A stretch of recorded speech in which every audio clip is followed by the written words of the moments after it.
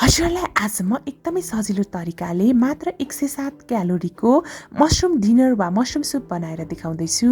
Greetings everyone, YouTube channel अमर पन्छी food वर्ल्डमा हजुरलाई धेरै धेरै स्वागत छ। के हजुरलाई मोटोपनले एकदमै दुःख दिएको छ त? यदि छ भने यो भिडियो चाहिँ अन्तिमसम्म हेर्नुहोला। साथसाथै यस भिडियोमा मैले सुप बनाउन युज गरेको सबै सामग्रीहरूमा कति क्यालोरी हुन्छ भनेर पनि भन्नेछु। यो सुप एकदमै पोसिलो छ र यसले कुनै पनि किसिमको साइड इफेक्ट गर्दैन। यसको लागि मैले 150 ग्राम च्याउलाई यसरी मसिनोसँगले काटेँ। राम्ररी पखालेकी पनि थिएँ। मिडियम साइजको प्याज एउटा चाहिन्छ। रातो र पाकेको गोलभेडा मैले 2वटा लिएकी छु।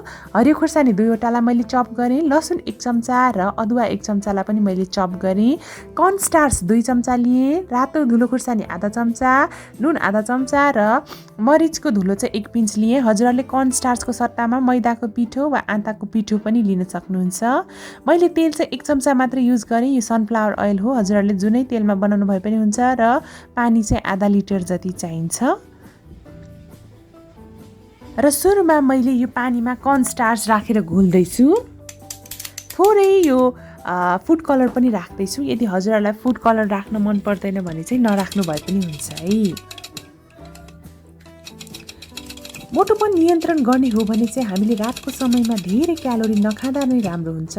यो सुपले चाहिँ मजाले पेट भर्छ र म हजुरहरूलाई के ग्यारेन्टी गर्छु भने यो सुप हजुरहरूले खानुभयो भने चाहिँ डिनरको रूपमा रातमा भोक पनि लाग्दैन। 1 चम्चा तेलमा मैले यसरी मजाले लसुन अदुवा फुराउँदैछु। तेल राम्ररी तातिसकेपछि मात्र फुराउनु होला। हल्का गोल्डन ब्राउन नहुन्जेल चाहिँ हामीले मजाले यसलाई फुराउनु पर्छ।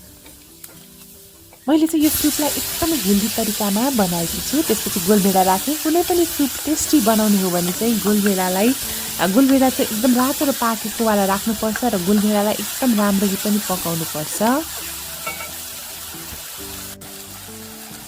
त्यसपछि नुन राखेँ मैले आधा चम्चा। रातो धुलो खुर्सानी राख्दैछु आधा चम्चा। हजुरहरूलाई धेरै पिरो मन पर्दैन भने रातो धुलो खुर्सानी वा हरियो खुर्सानी मध्ये एउटा मात्रै राख्न सक्नुहुन्छ। च्याउमा रहेको एन्टिअक्सिडेन्टले चाहिँ हामीलाई सधैँ जवान भइराख्न मद्दत गर्छ र हामीलाई पार्किन्सन र अल्जाइमर जस्ता रोगहरूबाट पनि बचाउँछ।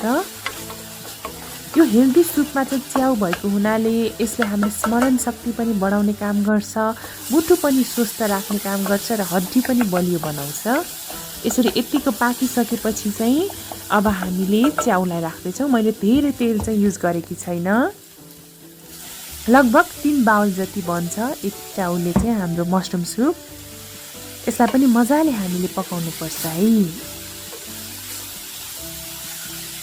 रातको समयमा खाना वा रोटी खानुभन्दा पनि यदि हजुरहरूको तौल एकदमै बढी छ भने चाहिँ सुप मात्रै खाएर सुत्नुभयो भने हजुरहरूको पेट पनि भर्छ र धेरै क्यालोरी पनि कन्ज्युम हुँदैन। र हाम्रो साधारण मानव शरीरको लागि चाहिँ 2000 देखि 2500 क्यालोरीसम्म चाहिने हुन्छ। र यतिको भइसकेपछि अघिको कर्नस्टार्च पानी मैले राखेँ यसरी। एकदम छिट्टै पाक्छ यो, खासै समय पनि लाग्दैन। झोल चाहिँ कतिको खानुहुन्छ त्यही अनुसारले राख्न सक्नुहुन्छ। यसलाई 2 मिनट मजाले मिडियम फ्लेममा पकाइदिनु होला। बिस्तारै यो बाक्लो हुँदै जान्छ। हामीले यसमा कर्नस्टार्च राखेका थियौँ। कर्नस्टार्च राख्यौँ भने चाहिँ जोस हाम्रो पेट पनि भर्छ, बाक्लो सुप जस्तो फिल भयो भने चाहिँ। र त्यसपछि मैले यसरी हरियो खुर्सानी राखेँ, प्याज राखेँ र थोरै मरिचको धुलो पनि राखेँ। प्याज चाहिँ पुरै भुटिराख्नु पर्दैन, गोल्डन ब्राउन बनाइराख्नु पर्दैन। 1-2 मिनट अझै पकाउनु होला। हेर्नुहोस् त कस्तो यम्मीसँगले तयार हुँदैछ। थोरै बेर पकाइसकेपछि हेर्नुहोस् त यो बिस्तारै रेडी हुँदैछ। म हजुरहरूलाई सर्भ गरेर पनि देखाउँछु र टेस्ट गरेर पनि देखाउँछु। साथसाथै यसमा कति क्यालोरीहरू छ त्यसको बारेमा पनि हजुरहरूलाई इन्फर्मेसन दिन्छु है त। हेर्नुहोस् त कति मजाले तयार भएको। अब यसलाई म सर्भ गर्दैछु।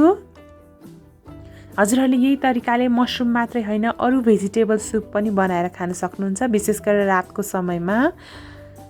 हेर्नुहोस् है त एकदमै मिठो हुन्छ। यो चाहिँ एकदम रेस्टुरेन्ट स्टाइलको सुप जस्तै नै हुन्छ। यसमा चाहिँ हामीले राख्नै पर्ने चिज भनेको चाहिँ कालो मरिचको धुलो हो। सुपमा मरिचको धुलो राख्दाखेरि यसको टेस्ट एकदमै इन्हान्स हुन्छ। र र म टेस्ट पनि गर्दैछु बिस्तारै वाउ हेर्नुस् त एकदमै यम्मीसँगले हाम्रो सुप चाहिँ तयार भइसक्यो र अब म क्यालोरीहरूको बारेमा पनि बिस्तारै भन्छु है त हजुरहरूलाई र हजुरहरूले यो सुपमा गाजरहरू पनि राख्न सक्नुहुन्छ अरू कुनै पनि भेजिटेबल्स हजुरहरूलाई मनपर्ने भेजिटेबल्सहरू राख्न सक्नुहुन्छ अलिकति कम क्यालोरी भएको भेजिटेबल्सहरू युज गर्नुहोला र यसमा चाहिँ यति क्यालोरी हुन्छ र साथसाथै आजको रेसिपी हजुरहरूलाई कस्तो लाग्यो मन पर्यो भने भिडियोलाई लाइक सेयर र कमेन्ट गर्न नबिर्सिनुहोला साथसाथै मेरो च्यानल अमरपन्ची फुड वर्ल्डलाई सब्स्क्राइब गरिदिनुहोला thank you so much for watching have a nice day happy cooking to all of you bye by